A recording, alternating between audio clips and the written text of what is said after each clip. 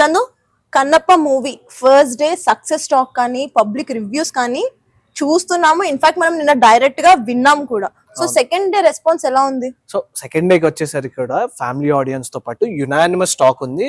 Kannappa is a block buster and ఆయన సినిమాటోగ్రఫీలో, విష్ణు గారి సినిమాటోగ్రఫీలో ఇది ఇండస్ట్రీ హిట్ గా నిలిచిపోద్ది.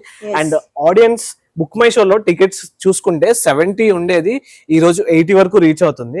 సో ఆబ్వియస్ గా యునానిమస్ గా Kannappa is a block buster. ఎవరైనా మూవీ చూడని వాళ్ళు ఉంటే వెంటనే చూసేయండి. మరి మూవీ రేటింగ్స్ విషయానికి వస్తే మనకి ట్రోల్స్ చేసే వాళ్ళు చాలా మంది రకరకాల ట్రోలింగ్స్ ఇస్తున్నారు కదా, మరి నీ ఒపీనియన్ ఏంటి? సో రేటింగ్ గురించి మనం మాట్లాడుకుందాం. ఏంటి అంటే ఇండస్ట్రీలో చాలా పెద్ద పెద్ద సైట్స్ ఉన్నాయి, ఏవైతే రెగ్యులర్ గా మూవీకి రేటింగ్స్ ఇస్తారో వాళ్ళు కూడా యునానిమస్ గా పాజిటివ్ రేటింగ్స్ ఇస్తున్నారు.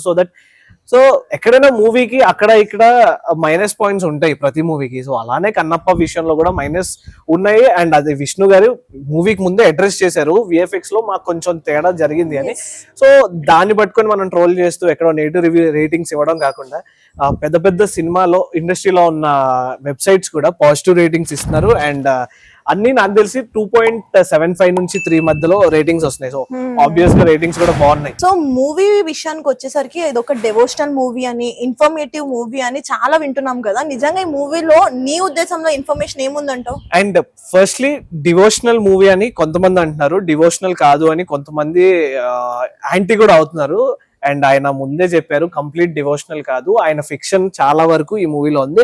అండ్ ఇన్ఫర్మేటివ్ అంటే నేను పర్సనల్ గా ఒక పాయింట్ అయితే తెలుసుకున్నాను మూవీలో. యాజ్ కల్కి చూసినప్పుడు నేను భారతం గురించి ఎలా తెలుసుకున్నానో, కన్నప్ప చూసిన తర్వాత అర్జునుడు గురించి తెలుసుకున్నాను. బికాస్ అర్జునుడు ద్వాపర యుగంలో అర్జునుడు, అండ్ ఆ అర్జునుడు తర్వాత వేరే జన్మలో కన్నప్ప అవతారం ఎత్తాడంట.